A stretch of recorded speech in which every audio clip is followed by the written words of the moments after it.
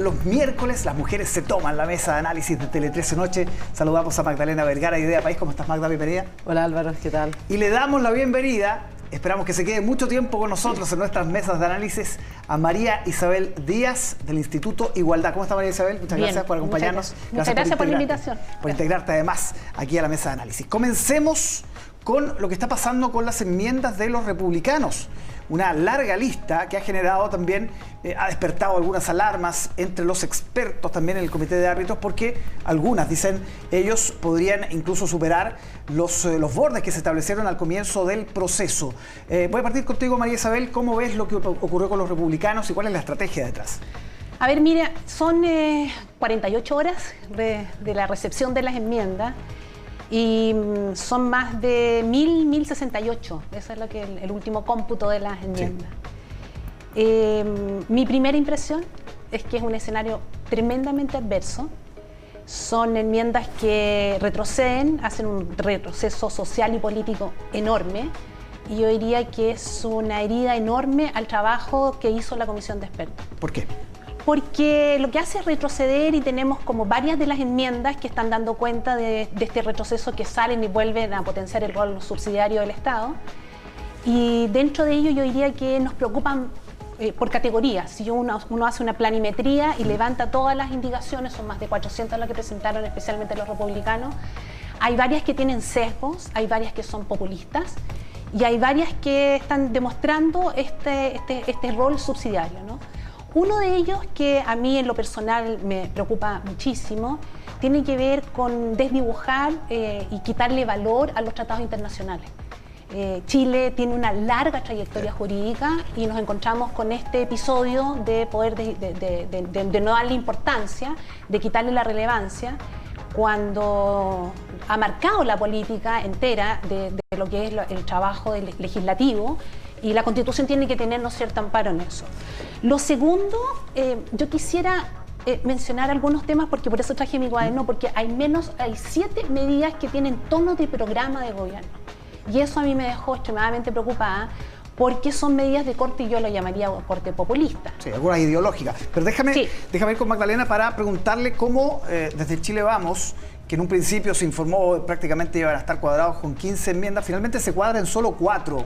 Y también, claro, hay preocupación y estos días hemos hablado con algunos representantes respecto a lo que podría pasar con estas enmiendas que algunos califican como un tejo pasado, ¿no? En el fondo. ¿Cómo lo ves tú, Magdalena? A ver, yo creo que no sorprende de lado y lado. Yo creo que no sorprende ni las enmiendas del oficialismo ni por parte de republicanos, un poco que ambos dos tiran de cierta manera el tejo pasado, la cantidad de enmiendas. Y yo en eso sí tengo una discrepancia en general con lo que se ha dicho. Yo creo que es importante que este proceso se haga propio por parte de los consejeros y que se presenten hartas enmiendas, especialmente para darle cierta vitalidad al proceso, para acercarse con la ciudadanía.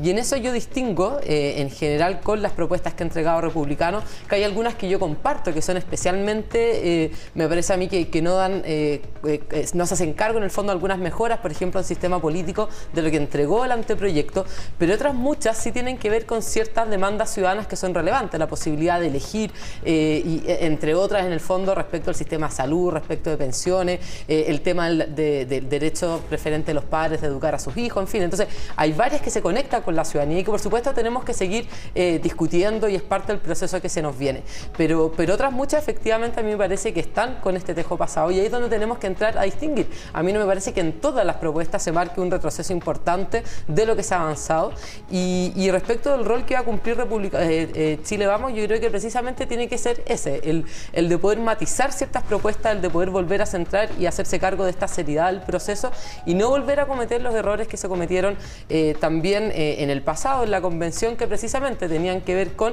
establecer más bien un programa de política pública, hacerse cargo o despertar ciertas identidades, cosa que yo veo mucho también en las enmiendas que propusieron desde el Frente Amplio y desde en general el oficialismo. Claro, que tienen menos posibilidades de aprobarse por la configuración y la cantidad de votos que hay. Pero sí van a marcar el tono del debate en el fondo, sí, que va a ser muy en el fondo blanco y negro. Se puede ir polarizando a diferencia de lo que hemos visto hasta ahora. Efectivamente. ¿No? Yo diría que bien, o sea, presentar enmiendas bien, pero cuando uno toma un texto que ha sido construido de una forma, con un tono, con un criterio, y el criterio es habilitante, Y eso se desprende, se dibuja absolutamente. O sea, cuando se habla de las ISAPRES, de la AFP, estamos constitucionalizando finalmente. Ese es un riesgo.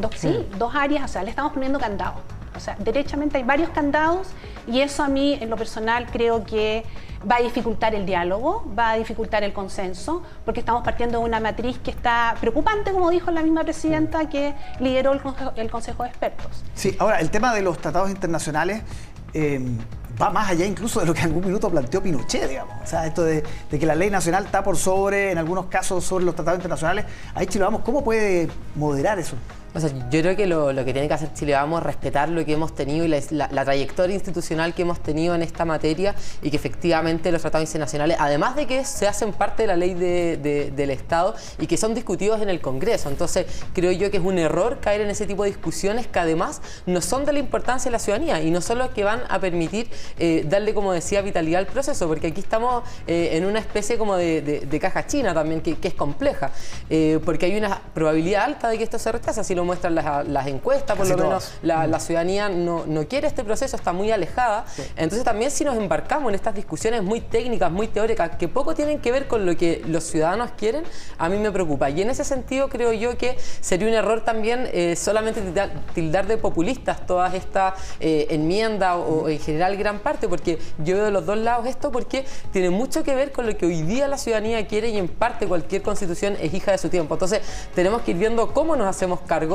de, en el fondo, guardar cierta seriedad y espacio técnico y que esto realmente sea una constitución, pero sin matar el proceso de por medio. Nos queda un par de minutos y no me quiero ir sin saber la opinión de ustedes respecto a lo que está pasando con la gira del presidente Boric y en particular las críticas que hizo el presidente Lula da Silva con Ucrania, ¿no? Como telón de fondo.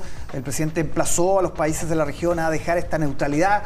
Lula probablemente es el mayor ejemplo de eso y le significó críticas bastante duras. María Isabel, ¿cómo lo viste? Sí, yo reconozco y valoro muchísimo el liderazgo del presidente Boric y ha sido celebrado aquí mismo, adentro, por distintas incluso por la oposición, sensibilidades políticas, ¿no? Porque ha sido convincente, claro, no tiene matices y lo plantea. Y el presidente Lula, yo pienso que hay que desdramatizar, ¿no? El asunto no tiene mucho sentido como conducir a que haya una diferencia absoluta en eso. Son visiones, tonos, cambios de agenda, recorridos distintos. Pensemos que Lula además está gobernando también con la centroderecha. Entonces hay una cantidad de elementos que hay que sumar cuando dos mandatarios se juntan, pero que están mirando a Latinoamérica y que están marcando un liderazgo distinto, ¿no? Claro, pero hay dos elementos. Uno tiene que ver con que ya es el segundo encontrón, recordando la cumbre de Brasil, cuando el presidente Boric le dice, no, lo de Venezuela no es ninguna narrativa, no es un invento, es una realidad.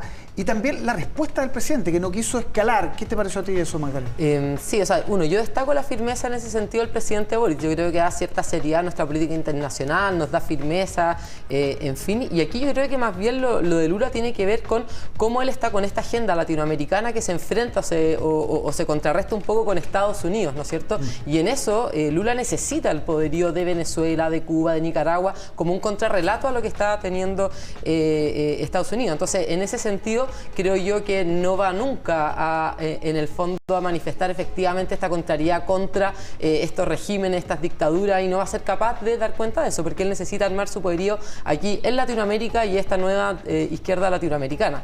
Y ahí Boric yo creo que se ha planteado bien, salvo, de hecho, y uno lo puede mirar aquí, no habló, por ejemplo, de las sanciones o del levantamiento de las sanciones, que es algo en lo cual pueden encontrar cierta convergencia, al menos con Lula. O sea, creo yo que en ese sentido Boric actuó de forma bastante inteligente.